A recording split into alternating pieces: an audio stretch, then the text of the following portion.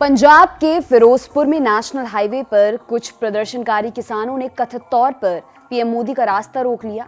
PM का काफिला 20 minute तक रुका रहा। इसे पीएम की सुरक्षा में कथित तौर पर चूक माना जा रहा है। केंद्र सरकार ने पंजाब सरकार से जवाब मांगा है। इस पूरे मामले को समझने के लिए इंडियन एक्सप्रेस ने पुलिस, स्थानीय अधिकारियों और रोड ब्लॉक करने वाले किसानों से बात की। अखबार के मुताबिक बुधवार 5 जनवरी की सुबह 10:20 पर जब पीएम भिसियाना एयरपोर्ट पर उतरे, उस समय बरठिंडा में बारिश हो रही थी। करीब 11:15 पर पीएम सड़क मार्ग से 122 किलोमीटर दूर फिरोजपुर में हुसैनीवाला स्मारक के लिए निकले। हालांकि इससे पहले उन्होंने 30 मिनट से अधिक समय तक मौसम साफ होने का इंतजार किया। पीएम की यात्रा का प्लान चेंज हुआ है, इसकी जानकारी पंजाब सरकार और पुलिस को दी गई। दोपहर करीब 1:05 पर पीएम का काफिला प्यारेना गांव के पास फ्लाईओवर पर पहुंच गया। यहां विपरीत दिशा से आने वाली बसों और आगे सड़क पर प्रदर्शनकारियों के साथ ट्रैफिक जैम मिला। भारतीय किसान यूनियन क्रांतिकारी फूल के सदस्य पीएम की रैली के लिए जा रहे भाजपा कार्यकर्ताओं का विरोध कर रहे थे। पंजाब के अधिकारी क्या कह रहे हैं? सूत्रों ने कहा कि पंजाब के कार्यवाहक पुलिस महानिदेशक सिद्धार्थ चट्टोपाध्याय सरकार के वरिष्ठ सदस्यों के संपर्क में थे, क्योंकि पीएम का काफिला फ्लाईओवर पर रुक गया था। सूत्रों ने कहा कि डीजीपी प्रदर्शनकारियों को तितर-बितर करने के लिए बल प्रयोग के पक्ष में थे ताकि काफिला आगे बढ़ सके, लेकिन संयम बरतने के लिए कहा गया।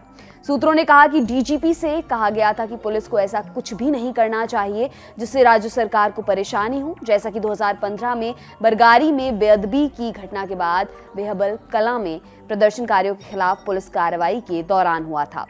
उस घटना में पुलिस फायरिंग में एक सड़क को जाम करने वाले एक समूह के 2 प्रदर्शनकारियों की मौत हो गई थी। दोपहर 1:05 से 1:20 तक पीएम का काफिला फ्लाईओवर पर फंसा रहा।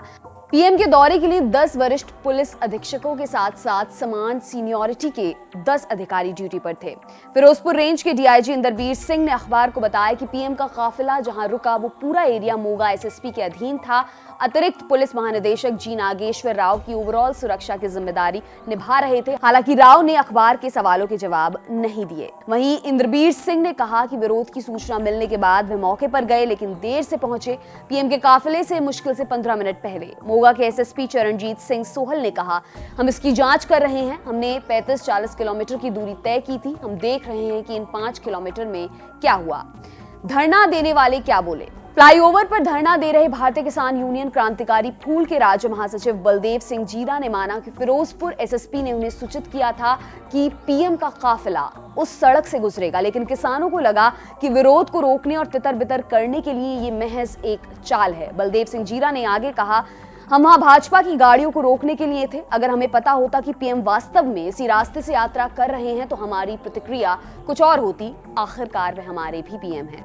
पंजाब के एक वरिष्ठ पुलिस अधिकारी ने कहा कि डीआईजी को जवाब देने की जरूरत है कि जब पीएम उस सड़क पर यात्रा करने वाले थे तो प्रदर्शनकारी वहां कैसे पहुंचे और पुलिस ने इतनी देर से हस्तक्षेप क्यों किया। वहीं पंजाब पुलिस के रिटायर्ड डीजीपी ने कहा कि यह राज्य सरकार की जिम्मेदारी थी कि वह मानदंडों के अनुसार पीएम की यात्रा के लिए सुरक्षा सुनिश्चित करती। उन्होंने कहा, जब आप जानते थे कि प्रदर्शनकारी वहां हैं तो आपको अतिरिक्त सुरक्षा तैनात करनी थी।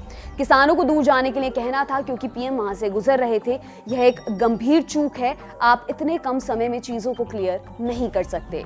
अब आपको बता दें कि पीएम की सुरक्षा की जिम्मेदारी किसकी? देश के प्रधानमंत्री की सुरक्षा की जिम्मेदारी स्पेशल प्रोटेक्शन ग्रुप यानी एसपीजी की होती है। दैनिक भास्कर की रिपोर्ट के मुताबिक किसी राज्य के दौरे के समय 4 एजेंसियां पीएम की सुरक्षा व्यवस्था देखती हैं: एसपीजी, एएसएल, राज्य पुलिस और स्थानीय प्रशासन।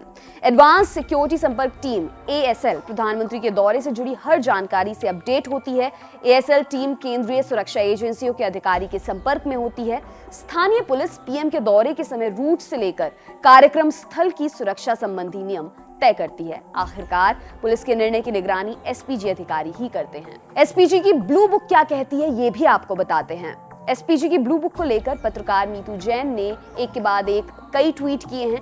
इन ट्वीट्स में उन्होंने बताया कि पीएम जब कोई यात्रा करते हैं तो उसकी योजना एसपीजी की ब्लू बुक के मुताबिक तय होती है, आकस्मिक मार्ग से लेकर सेफ हाउस तक। अगर पीएम को निकालने की जरूरत पड़ी तो एएसएल यानी कि advance security license SPG IB और स्टेट पुलिस सब कुछ डिस्कस करती है और सवाल उठाए हैं कि पीएम मोदी की सुरक्षा में लगी एसपीजी को इन सवालों का जवाब देने की जरूरत है। मीतू जैन के सवाल क्या हैं वो भी आपको बताते हैं। सवाल नंबर 1, क्या यह नहीं पता था कि मौसम खराब होगा? बकौल जैन, ब्लू बुक के अनुसार कम से कम 48 घंटे पहले मौसम विभाग से इनपुट लेना होता है। यदि मौसम खराब हो गया और कार्यक्रम स्थल के लिए हेलीकॉप्टर से पहुंचना संभव नहीं था तो क्या एएसएल के अनुसार आकस्मिक मार्ग तय नहीं किया गया था? सवाल नंबर 2, क्या ये वही मार्ग था जिसे पीएम ने अपनाया? 111 किलोमीटर की दूरी तय करने में लगभग 2 घंटे लगते हैं। क्या एसपीजी ने वास्तव में पीएम को बिना सुरक्षा मंजूरी के 2 घंटे के लिए एक अनसेफ मार्ग को यात्रा करने की अनुमति दी थी? सवाल नंबर 3, ब्लू बुक के अनुसार एसपीजी तब तक नहीं चलती जब तक संबंधित राज्य पुलिस यह अनुमति नहीं देती कि पूरा रास्ता क्लियर है। तो अगर एसपीजी ने सड़क मार्ग से यात्रा करने का फैसला लिया तो यह योजना के अनुसार था, लेकिन अगर ऐसा नहीं है तो एसपीजी प्रमुख को बर्खास्त किया जाना चाहिए। यदि राज्य के डीजीपी ने मंजूरी दी थी कि रास्ता क्लियर कर दिया गया है लेकिन रास्ता क्लियर नहीं था तो उन्हें जानबूझकर एसपीजी को गुमराह करने के लिए इस्तीफा देना चाहिए। सवाल नंबर 4, मीतू जैन के मुताबिक भाजपा का कहना है कि प्रदर्शनकारी भाजपा के झंडे लहराते देखे गए। भाजपा कार्यकर्ता थे जो पीएम के काफिले के यू टर्न लेने के बाद घटनास्थल पर आए थे। नागरिकों को पीएम के लिए सुरक्षित मार्ग पर जाने की अनुमति कैसे दी गई और वो भी टेम्पो और बसों के साथ जबकि पीएम वहीं थे? सवाल नंबर 5, पीएम के काफिले में एक चेतावनी देने वाली कार और एक पायलट कार शामिल थी। क्या पहली कार ने भीड़ को नहीं देखा? क्या उसने काफिले को सतर्क नहीं किया? पीएम का काफिला प्रदर्शनकारियों के इतने करीब 20 मीटर की दूरी पर कैसे रुक गया? क्या एसपीजी को 20 मिनट प्रतीक्षा करने के बजाय तत्काल यू टर्न नहीं लेना चाहिए था? एएनआई के मुताबिक पीएम ने एयरपोर्ट पहुंचकर अधिकारियों से कहा कि अपने सीएम को थैंक्स कहना कि मैं बठिंडा एयरपोर्ट तक जिंदा लौट पाया। अगर पीएम मोदी की जान खतरे में थी तो एसपीजी को जवाब देना चाहिए, क्योंकि सुरक्षा प्राप्त व्यक्ति को आंतरिक सुरक्षा घेरा प्रदान करना केवल एसपीजी का काम है। 20 मिनट तक पुल पर फंसे रहने पर भी एसपीजी की क्लोज प्रोटेक्शन टीम पीएम की कार के दोनों ओर थी, ना कि सामने जहां कैमरे रिकॉर्ड कर रहे थे और प्रदर्शनकारी थे। पंजाब एक सीमावर्ती राज्य है और हुसैनीवाला शहीद स्मारक जहां प्रधानमंत्री थे वह पाकिस्तान की सीमा से 1 किलोमीटर दूर स्थित है। एक्सपर्ट्स का क्या कहना है? आईबी के पूर्व स्पेशल डायरेक्टर और पूर्व आईपीएस अधिकारी यशोवर्धन आजाद से ललन टॉप ने कुछ सवाल किए। हमने उनसे पूछा कि इतनी देर तक वेट एंड वॉच की स्थिति क्यों बनी रही? क्या 20 मिनट प्रतीक्षा करने के बजाय एसपीजी को तत्काल यू टर्न नहीं लेना चाहिए था? इस सवाल के जवाब में उन्होंने कहा, 20 मिनट का एक्सपोजर ही इस पूरे वाकये में गंभीर चूक है। ये इसलिए हुआ क्योंकि मौसम खराब होने के बाद वैकल्पिक रूट सड़क मार्ग ही था, इसके लिए व्यवस्था बनाई गई थी। एसपी इंचार्ज बनाए गए थे, लेकिन जो भी कारण हो प्रदर्शनकारियों को पता लग गया था।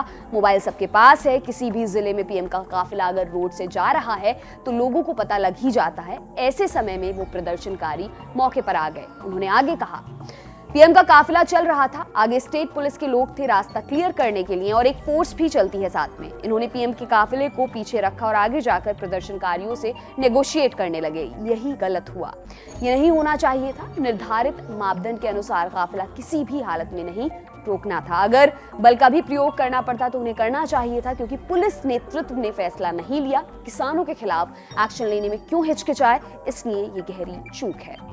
इस चूक के लिए कौन जिम्मेदार है? इस सवाल के जवाब में उन्होंने कहा कि रास्ता क्लियर करने का काम स्टेट पुलिस करती है। पीएम किसी राज्य के दौरे पर होते हैं तो जिम्मेदारी स्टेट की होती है। एसपीजी उस समय रिएक्ट करती है जब कोई नजदीक पहुंचता है।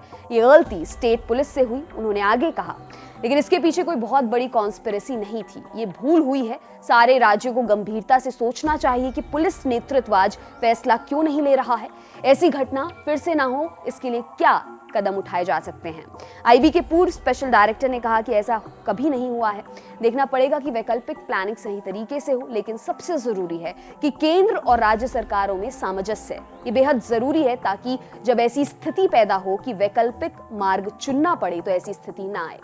पंजाब सरकार ने जांच के लिए हाई लेवल कमेटी का गठन किया है। राज्य सरकार के प्रवक्ता ने बताया कि justice retired Punjab and Haryana high court Mehtab Gill और डिपार्टमेंट ऑफ होम अफेयर्स के प्रिंसिपल सेक्रेटरी अनुराग वर्मा की कमेटी 3 दिन में रिपोर्ट देगी। चलते चलते आपको ये भी बता देते हैं कि पीएम की सुरक्षा पर हर दिन कितना खर्च होता है। पीएम की सुरक्षा पर हर दिन 1 करोड़ 62 लाख रुपए खर्च होते हैं। डीएमके सांसद दयानिधि मारन के एक सवाल के लिखित जवाब में यह जानकारी 2020 में केंद्रीय गृह राज्य मंत्री जी किशन रेड्डी ने लोकसभा में दी थी। आपके लिए तमाम जानकारी जुटाई है हमारे साथी डेविड ने। मेरा नाम है दिव्यांशी। देखते रहिए दी लल्लन टॉप। शुक्रिया।